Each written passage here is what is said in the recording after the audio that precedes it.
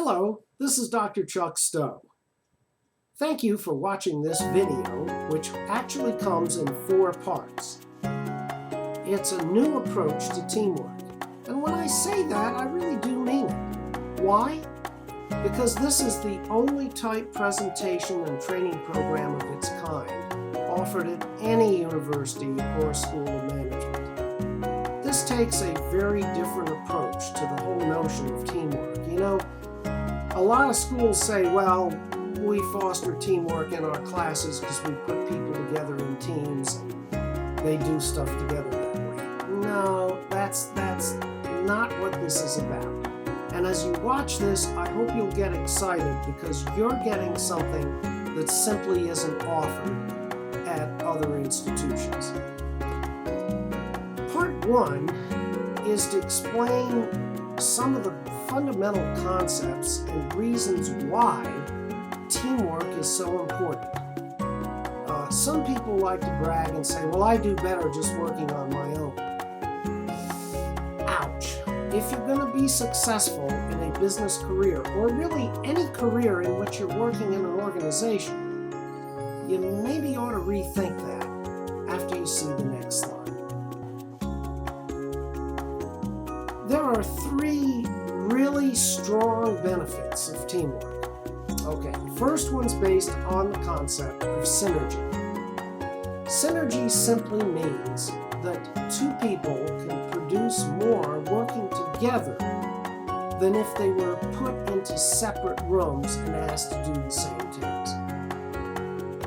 Fairly simple concept. But why is that true? Well, in part it's true because people bounce ideas off each other. And you've heard the expression, 2 heads are better than 1. Okay, the next concept's what's called leverage. And leverage is really the concept that made for industrialization. This is where 2 or more people can focus and be more productive because each one is bringing a different skill set to the particular chore at hand. So they can each harness their different skill sets and they can do what they do best. And we understand this concept as also being labor specialization. So leverage helps us in the organized process to be more productive than just simply putting people separately and having them do the same task but individually. All right, the third one is even more important, and that's because when you have more than one person working on a task, you have, in effect, standby or backup labor in the event of illness. We sometimes call that cross-training, where even though a person has a little slightly different skill set and slightly different responsibilities, the fact they're in the same office together means that they kind of train and communicate with each other. So those are the benefits of teamwork, and this will be explained in a little more detail in the next part. But before we go on to that, I want to talk a little bit about teamwork in the context of economic history. Societies started with people, I should have put, hunting, okay? And what they found was the animals were bigger than the humans, so the humans started to hunt together. All right, then you had an agrarian society, largely family-based, where families worked together in producing the food and building their own buildings and so on. Early in American history, families started to cooperate together. So they'd have these parties called barn raisings where they'd put a roof on a barn and so on. Since then, we went into the age of industrialization, largely factory-based, and here you had employees who were not necessarily members of the family. And the age of industrialization and Henry Ford and mass production brought this country through, it started at the end of the Civil War and went right on through the 30s, 1930s, and even longer than that. However, our society evolved, and we had a service industry. Now, what's a service industry? The growth of the service industry. Well, that's where you have things like restaurants, things like car repairs, things like construction. Those are services. Repair services like heating and air conditioning and roofing, just to name a couple. All right, this is where there may be a center, a command center, if you will, or the business office. But a lot of what's done is performed externally. It's not done in a factory. The services are performed externally. Even your pizza delivery service is, the main thing is the delivery of the pizza. Otherwise, it'd just be a pizza restaurant, right? Well, now we are in the information age. And what happened in that age? Well, what happened that was remarkable was the technology developed.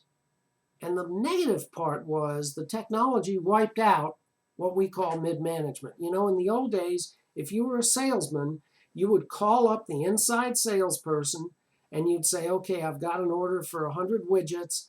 Do we have them in stock?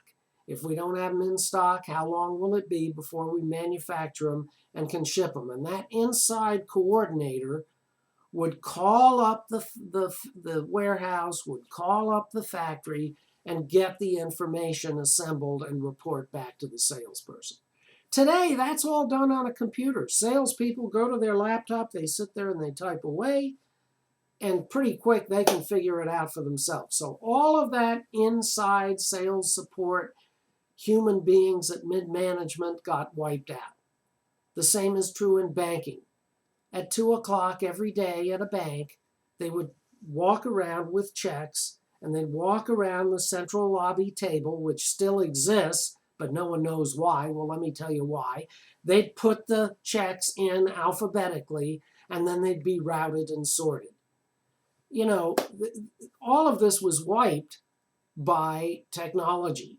You didn't need all those middle level management people doing those functions. So the information age flattened organizations. It allowed for more teamwork because communication was much cheaper and people could communicate with each other more easily and have the data that upper management used to have exclusively. Then you had the pressures of globalized economy, where competition heated up for the best outcomes. Now, where are we today? You and your generation are on the earliest stages of what I call a virtual economy. This is where people are working in teams, but they're working through the internet. Not everybody reports to work at home. Example, my wife. She is now working at home in her bathroom or bathrobe or whatever for the second largest publisher of high school textbooks in the country. She's never met her immediate boss. She's never met the vice president of sales. She's never met the district manager. She hasn't met a single employee of that company. And yet, she's dealing with those people and customers who are high schools and districts that order the books every day through the internet and through the telephone.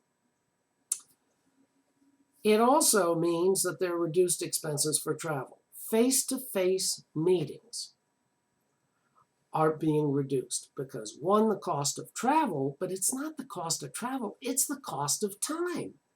Look, we live here in Greenwood, South Carolina.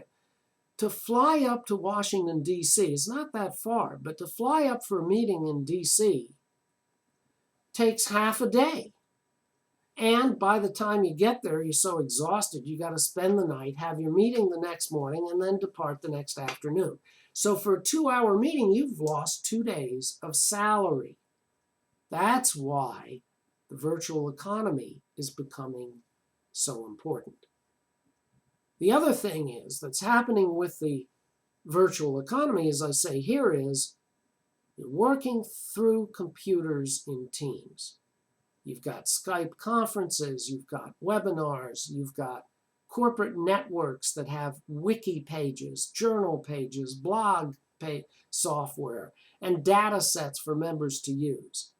Boeing, for example, designed an entire airplane with no meetings between the different vendors. Instead, they shipped out 2,500 computers to different vendors, actually more computers than that, but 2,500 part makers. They used a giant CAD system, and everybody had to design to fit in the space and the weight limitation of the master plan. Wow. That revolutionizes and makes much more efficient the production of a good, and even services are being done this way, with law firms interacting with each other, and the courts electronically. This is even being done in medicine. So the work has shifted. The nature of the work has shifted from brawn to brain. People are hired now to solve problems,